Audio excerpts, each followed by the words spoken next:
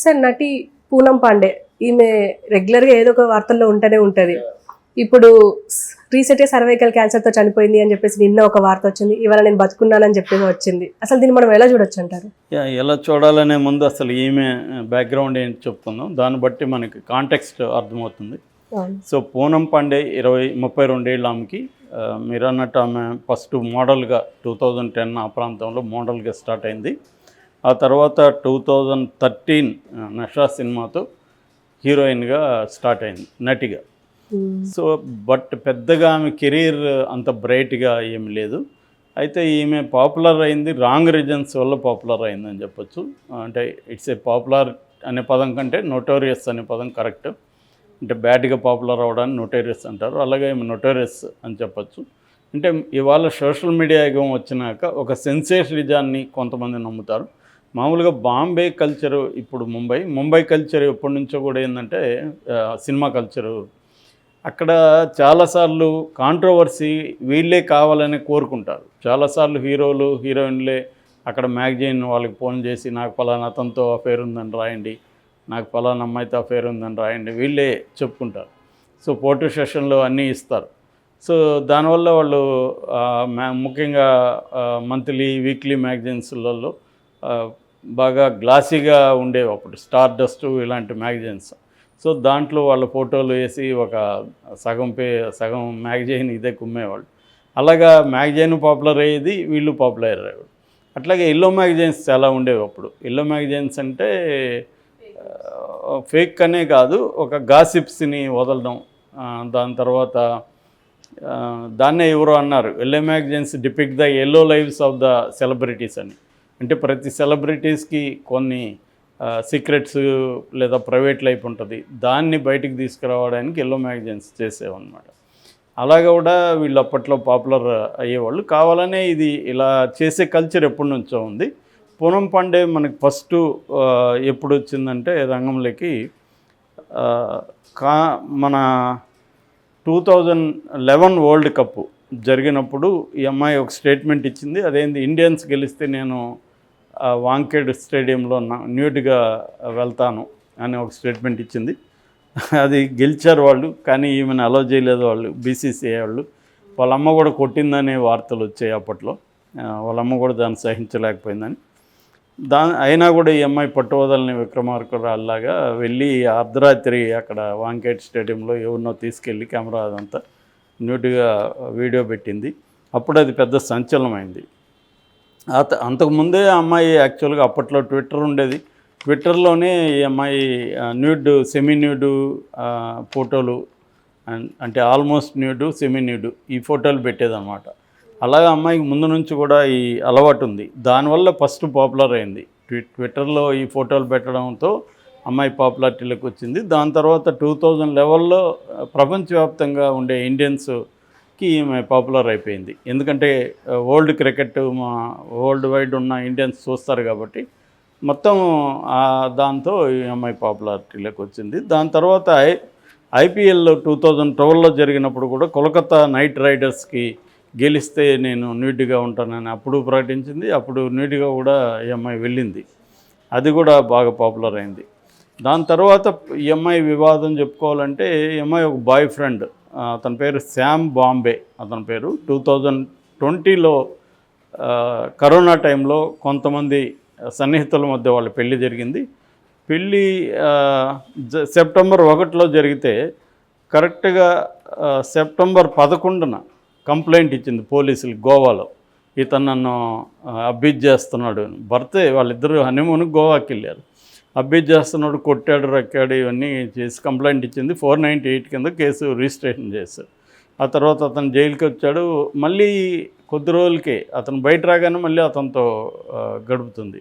దాన్ని బట్టి ఇదంతా కూడా స్టంటే, కావాలని అమ్మాయి ప్రచారం కోసం ఇలా చేసిందని అప్పట్లో కూడా తీవ్రంగా నెటిజన్స్ అమ్మాయి మీద ఇది చేశారు.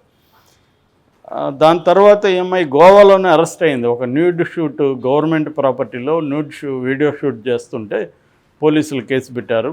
అప్పట్లో ఏంటంటే ఫార్వర్డ్ పార్టీ అని, గోవా ఫార్వర్డ్ పార్టీ కంప్లైంట్ చేస్తే ఎఫ్ఐఆర్ కూడా చేశారు. చివరికి అమ్మాయి సుప్రీంకోర్టుకి వెళ్ళి అరెస్ట్ కానికుండా సుప్రీంకోర్టు నుంచి స్టే తెచ్చుకుంది.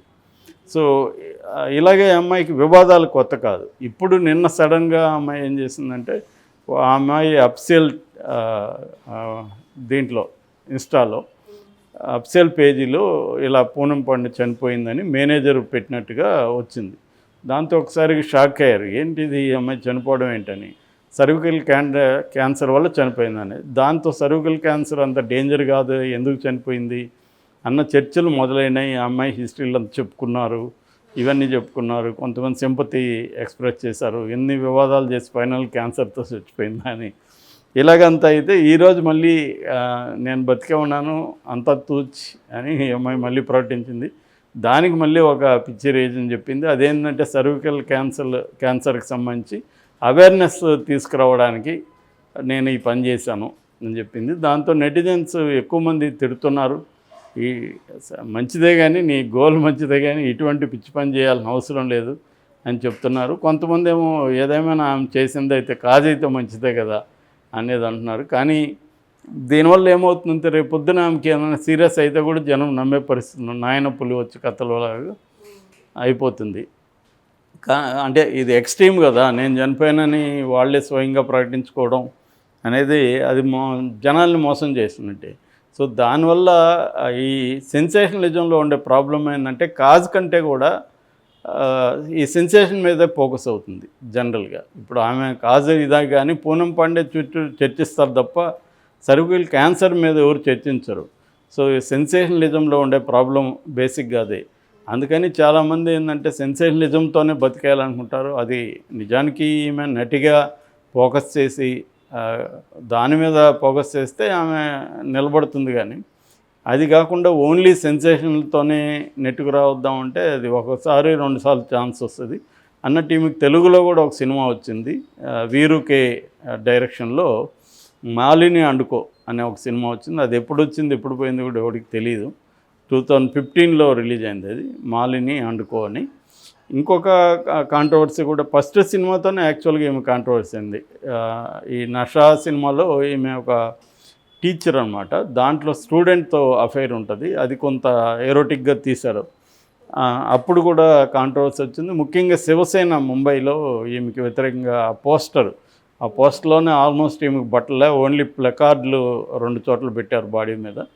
సో ఆల్మోస్ట్ న్యూడ్గా ఉంది. దాని మీద అప్పుడు శివసేన వాళ్ళు గొడవ చేశారు. అక్కడి నుంచి అంటే ఈమె కెరీర్ స్టార్టింగ్ ముందు నుంచే ఇటువంటి తన బాడీనే తన అడ్వర్టైజ్మెంట్ లాగా ఆమె చేసుకున్నట్టుగా మనకు అర్థమవుతుంది. తన బాడీ ద్వారానే తను పాపులర్ అవ్వాలి అనేది ఆమె చేసింది. ఇది వెస్ట్లో చాలా కామను, అమెరికాలో చాలామంది ఇలా చేస్తారు. సో దాన్ని ఇక్కడ అనుకరించి ఇక్కడ ఏంటంటే కొద్దిగా అమెరికా సమాజం కంటే కూడా ఇక్కడ కొంత ట్రెడిషనల్గా ఉంటుంది కాబట్టి మోర్ షాకింగ్గా ఉంటుంది మన వాళ్ళకి ఇది. సో అలాగా ఒక షాక్ ఇవ్వడం ద్వారా ఒక షాకింగ్ సర్ప్రైజ్ అంటారు దాన్ని, ఒక షాకింగ్ సర్ప్రైజ్ ఇవ్వడం ద్వారా ఆమె పాపులర్ అయ్యి మోర్ ఛాన్సెస్ తెచ్చుకుందామన్నది ఆమె గోల్గా కనబడుతుంది. కొంతవరకు మోడల్ రంగంలో ఆమె సక్సెస్ అయింది.